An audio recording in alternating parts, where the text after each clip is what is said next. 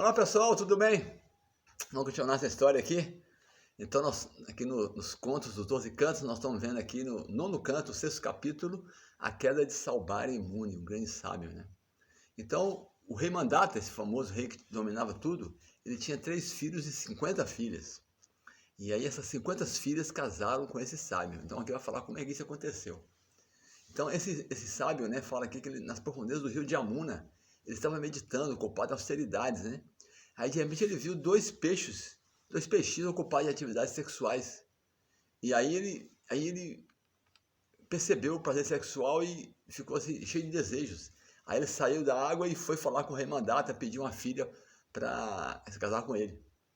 Em resposta a esse pedido, o rei disse: ó Brahmana, minhas filhas podem aceitar qualquer esposo que elas mesmas escolherem.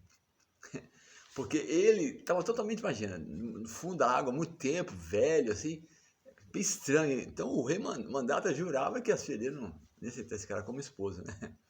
Só que Salbar-Imune pensou, né? Se eu tô aqui nesse corpo feio, velho, flácido, cabelo branco, grisalho, nenhuma mulher vai me querer como esposa. O que ele foi? Aí ele... então, aí que ele foi? Assim, ele sentiu que o rei estava tirando onda com ele, né? Aí ele foi...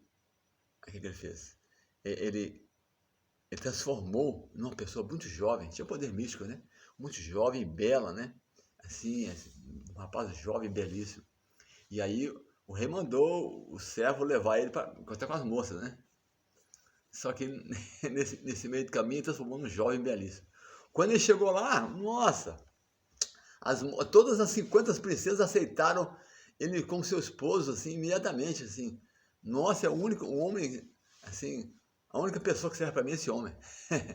E aí o que aconteceu? Aí começou uma disputa, né? Ela estava toda pacífica, mas aí ela começou a brigar e disse: esse homem é exatamente adequado para mim, e não para ti. Dessa maneira surgiu uma grande discórdia. Começaram a brigar, assim. Foi o contrário do que o pai dela pensou, né?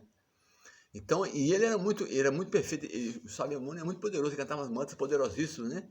E com esses mantras, ele criou, assim, palácios enormes, né?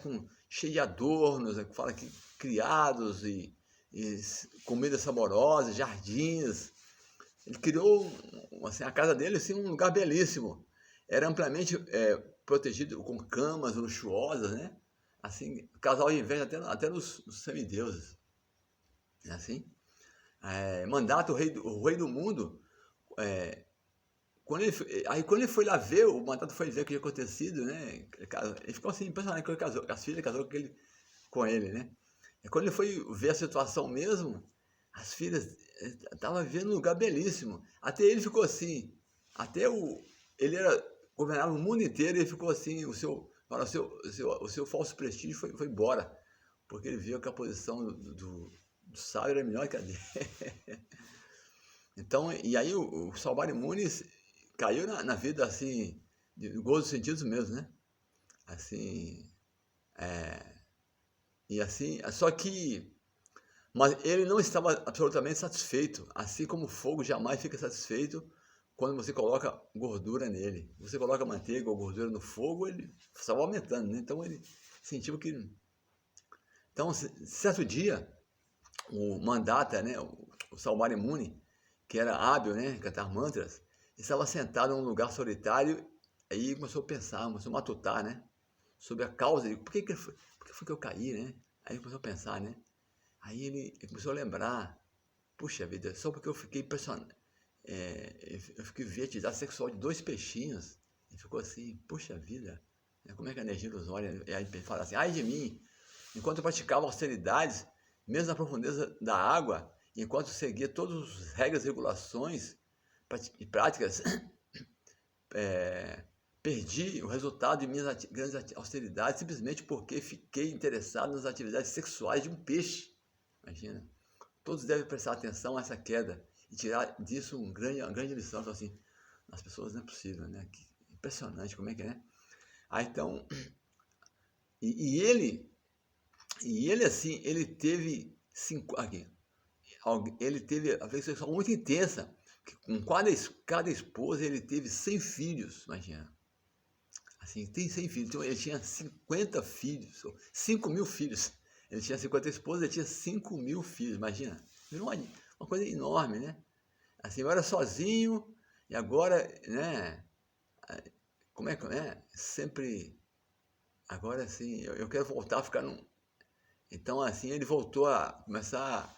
O que aconteceu? Ele entrou na vida vivendo na praça, né? Assim, no começo eu estava sozinho, ocupado em realizar austeridades, yoga místico. Mais tarde, porém, devido à associação com o peixe que estava ocupado em sexo, desejei me casar e tive 50 esposas, né, 50 filhos, mas vejo que meus desejos de obter gozo material nunca terminam, nessa vida e nem na próxima. Estou entendendo que o desejo de obter gozo material é como jogar...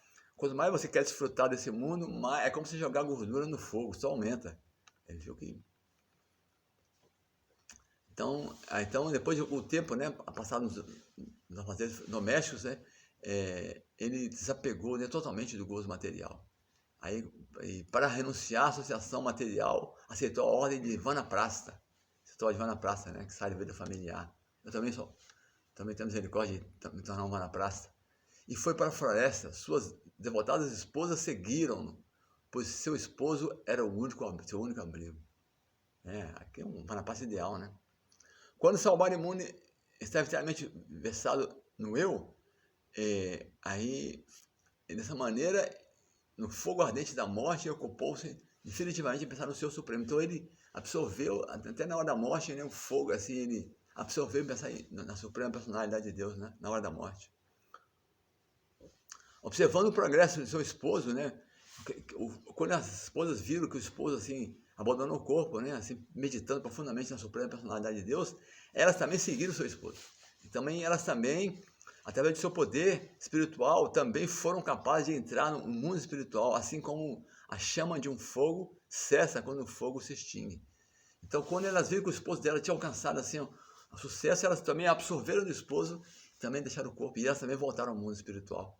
Então, essa é a fortuna, né, de seguir um grande mestre, né? Assim, é muito interessante isso, não é isso? Bacana.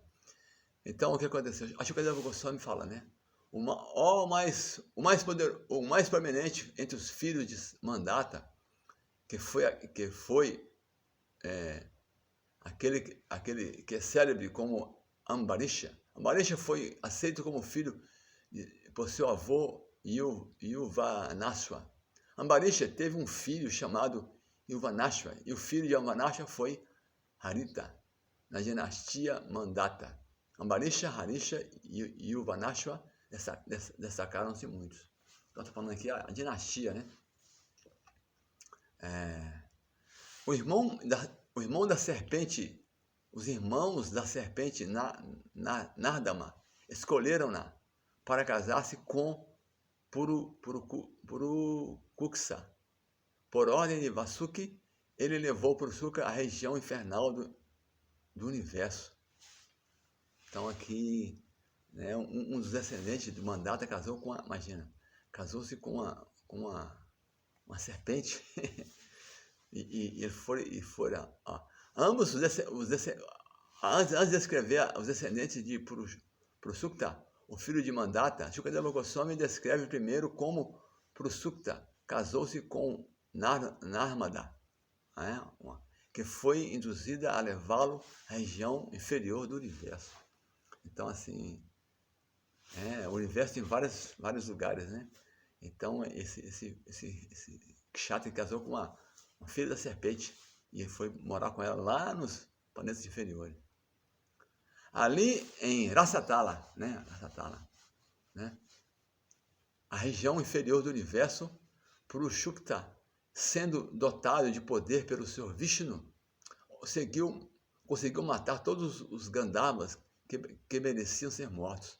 Purushukta recebeu das serpentes a bênção de que todo aquele que lembrasse dessa história, que relata como Narmada o levou à região inferior do universo, ficaria protegido contra o ataque de serpentes. Olha aí, tem a bênção, né? Então, na realidade, tinha os Gandharvas lá no inferior, causando problemas. Então, por isso que Vasuki mandou a mocinha levar ele para lá para ele acabar com essa história.